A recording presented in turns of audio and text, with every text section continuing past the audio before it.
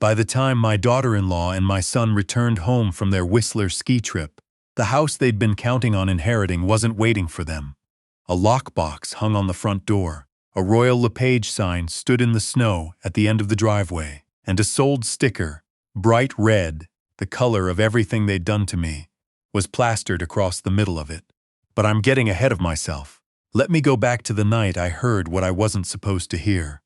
It was the third week of December, maybe 4 days before Christmas. I'd come downstairs around 11 because I couldn't sleep. My knees had been giving me trouble since October, and the cold always made it worse. I'd lived in that house for 31 years. I knew every creak in the floorboards, which step on the staircase groaned if you put your weight on the left side, where the draft came through under the kitchen door. I moved quietly out of habit, not strategy. That's the thing. I wasn't trying to listen. I just didn't announce myself. My son and his wife were in the kitchen.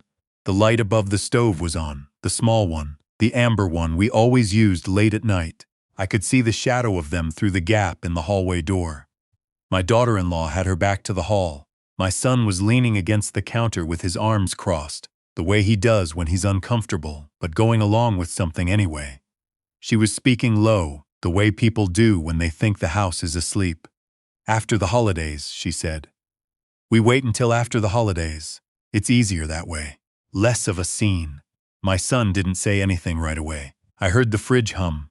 I heard him exhale. "He's 68, she said. "The Sunrise Lodge on Burrard has a waiting list, but I already put his name in. That was 3 weeks ago." I stood in the hallway and I didn't move. I wasn't sure I was breathing. "He'll be fine," she said. "They have activities. They have a dining room. He doesn't need a 5-bedroom house, and honestly, neither do we. We just need it to be in our names before the market shifts again." My son said something then, quietly, something I couldn't make out, and she answered, "Your name is already on the title. It's not complicated. He just has to sign." I went back upstairs. I sat on the edge of my bed in the dark. I didn't sleep that night at all. My name is Lawrence. My wife, Patricia, I will call her by her name here because she deserves to be named, died 6 years ago from ovarian cancer, 4 months after the diagnosis. We had 34 years together. We built that house, that life, those routines, those Sunday mornings with coffee and the Globe and Mail spread across the dining table. After she died, my son suggested I not live alone. His wife agreed. They would move in, they said. We would share the house. It made sense financially, practically, emotionally. I believed it was a kindness. For the first year it was fine, more than fine. It was good to have the house breathe again, to hear someone in the kitchen in the morning, to not come home to silence every single evening. My son had always been more his mother's child than mine, sensitive, a bit cautious. But we got along. We always had. His wife was different, not unkind at first, just contained, private in a way that slowly became exclusive. She redecorated the living room without asking. She replaced my kitchen table, the one Patricia and I had bought at a market in the Okanagan on our 20th anniversary, with something she found at a place on West 4th. She said the old one was too dark for the space. I didn't argue. I should have. Over 2 years, the house I'd lived in for 3 decades began to feel like a place I was visiting. My son stopped meeting my eyes at dinner. He smiled at everything I said with a kind of cheerful blankness, the smile of a man who has been coached. His wife spoke to me with the patient, slightly elevated tone you use with someone whose grip on things is questionable. "I am a retired civil engineer. I spent 32 years working for the province of British Columbia on infrastructure projects, bridges, water systems, flood mitigation. I am not a man whose grip is questionable, but I understood what was happening, and I knew that the worst thing I could do was react." The morning after I heard them in the kitchen, I had breakfast as usual. Oatmeal with maple syrup, the radio on low CBC Morning Edition. My daughter-in-law came down in her robe and poured coffee without looking at me. My son came down 10 minutes later. We talked about nothing. The weather, the neighbors' Christmas lights, the roads. My son mentioned they were going to Whistler between Christmas and New Year's with friends. A week. I said that sounded nice. I spent Christmas Eve and Christmas morning being exactly the grandfather, father and father-in-law I had always been. I made my turkey. I made Patricia's stuffing, the one with sage and dried cranberries. I opened the gifts they gave me. A sweater I didn't need, a book I wouldn't read, a gift card to a restaurant I'd been to twice. I thanked them warmly. I poured wine. I did not let a single thing show. When they left for Whistler on the 27th, I stood in the driveway and waved. Then I went inside and called my lawyer. Her name is Suzanne Okafor, and I have worked with her for 19 years. She is methodical and exact, and she has the kind of calm that makes difficult things feel manageable. I told her what I'd heard. I told her about the waiting list for Sunrise Lodge. I told her about the title. "Is your name still on the title?" she asked. "Yes," I said. "My son's name was added when we refinanced in 2019, but it was a joint tenancy. I am still on the deed." "Good," she said. "Then nothing has been done without your consent yet." We spent the next several days doing 3 things. First, I had the property appraised. The house in East Vancouver, a 4-bedroom craftsman with a south-facing backyard and a finished basement, came in at $2,140,000. That number mattered. Second, Suzanne helped me understand the exact nature of our joint tenancy arrangement and what it would take for me to sever it legally and cleanly. Third, I called a realtor I'd met through a friend at my old firm, a man named Jerry, practical and discreet, and I told him I wanted to list the property. "Timeline?" he asked. "Before they get back," I said. He was quiet for a moment. "That's aggressive," he said. "They put my name on a waiting list for a care home without telling me," I said. "I want to be aggressive." Jerry listed the house on December 30th. In the Vancouver market, in a neighborhood like ours, a well-maintained craftsman with those numbers doesn't sit. We had 2 offers by January 2nd. The accepted offer was $2,080,000, conditional on financing and inspection, with a closing date of March 15th. Firm. I had 1 week before my son and his wife came back from Whistler. I used that week carefully. I arranged temporary accommodation with my old colleague Stuart, who has a 2-bedroom suite above his garage in Burnaby. He'd been offering it to me for years, as it happens, and had never rented it out. I hired a moving company for the contents that were solely mine. Patricia's things, my things, the furniture that mattered. The kitchen table I'd let get replaced. I found the original in the garage where my daughter-in-law had moved it, under a tarp. That came too. I had Suzanne draft a letter explaining the sale, the legal standing of my decision, and what the proceeds would be. My portion, which under the terms of the joint tenancy was significant, and what my son's share would be. It was fair. I was not trying to punish my son financially. I was trying to make a point, and the point did not require cruelty. But there was one more thing I needed to do. And this part I want to tell you carefully, because it matters. Over the past 18 months, I had been keeping records. Not obsessively, not out of paranoia, but because I am an engineer, and engineers document. I had saved the emails in which my daughter-in-law discussed the sale of the property with her brother, who is a realtor in Coquitlam. I had a voicemail, accidentally left on my phone when she'd meant to call someone else, in which she discussed the care home timeline in specific terms. I had the written confirmation from Sunrise Lodge with my name on the inquiry, which she had submitted without my knowledge or consent. I had text messages, printed, between my son and his wife, sent to a family group chat they'd forgotten I was still a member of. I did not have a home movie. I had something more Canadian about it? I suppose. I had a binder, blue, with tabs.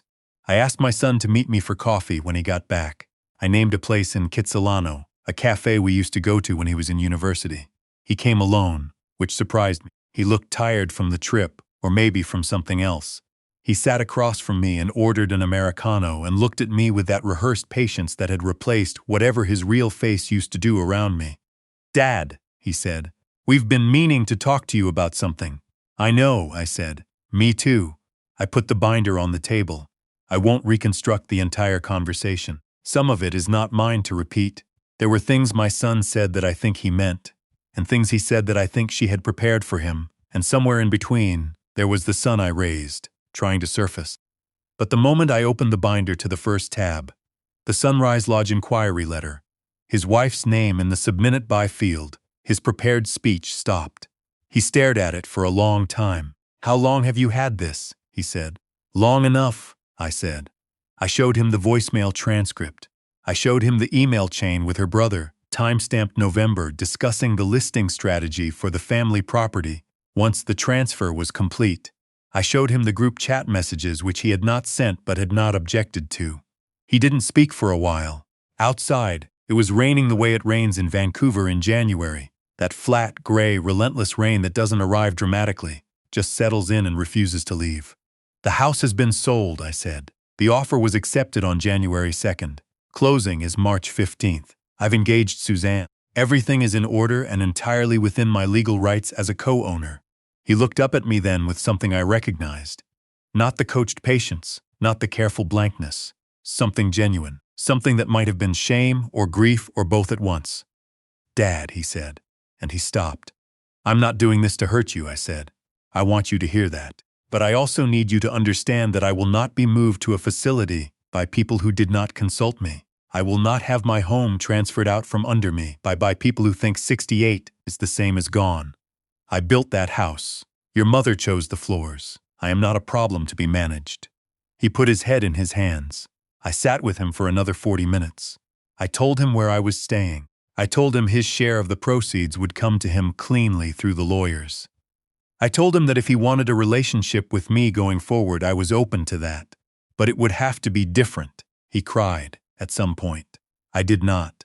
I had done my crying earlier, alone, in November, in the kitchen in the middle of the night after I couldn't sleep for the third time that week. His wife's response was different. I did not meet with her directly. She called me twice. I let it go to voicemail. The messages oscillated between apology and accusation. Suzanne advised me not to engage, and I didn't. Whatever she felt about what had happened, that was hers to work through. There were legal questions she raised through her own counsel. Whether my decision to list without notifying my son first constituted some breach of co-ownership duty. Suzanne dispatched those questions efficiently. The joint tenancy structure gave me the right to sever and sell. I had not forged signatures, hidden proceeds, or acted in bad faith. I had acted exactly as clearly and legally as the situation required. The sale closed on March 15th. I was in Stuart's kitchen when Suzanne called to confirm. It was a Tuesday. Outside the window there was a thin line of blue coming in from the west, the first real sun in weeks. I used my portion of the proceeds to purchase a 2-bedroom condominium in New Westminster, on the 6th floor, facing the river. I moved in April 1st, a date that made Stuart laugh. The building has good bones. The condo association is quiet and organized, which I appreciate. I had Patricia's kitchen table refinished by a man in Burnaby who does furniture restoration. And it now sits in my dining room next to a window that gets the morning light. I hear from my son occasionally. We have had 2 dinners since March, once in May, once in August. They were cautious, careful dinners, both of us aware of what had happened, and neither of us quite sure yet what comes next. His wife was not there. Whether that is temporary or permanent is not my question to answer. He told me at the May dinner that she had been furious about the sale, not about the logistics or the money, but about what she called the ambush. I found that interesting. She had spent months planning what to do with a house that wasn't hers. The part she found unfair was that I had acted first. I told my son I was sorry that things had gone the way they did, and I meant it. I am sorry, not for protecting myself, not for the decision I made, but for the fact that we arrived at a place where that decision was necessary. That is a grief I will carry for a long time. You spend 30 years building a life, then 34 years building a family, and somehow you still end up sitting across from your son in a café in Kitsilano, watching him read a binder of evidence you compiled against his wife. That's not the story you expect. But I'll tell you something else, and I want you to hear this part clearly. I sleep well now. I wake up in my own home, a home that is mine, and I make my oatmeal and I turn on the radio and I look out at the river in the morning. Nobody is planning anything in my kitchen in the dark. Nobody is measuring the space I take up. I am 68 years old. I built bridges for the province of British Columbia for 32 years. I know how load-bearing structures work. I know which ones hold and which ones don't. And I have always known, that the one thing you can never afford to do with a foundation is ignore a crack just because it's inconvenient to see. I saw the crack. I acted. The foundation is mine.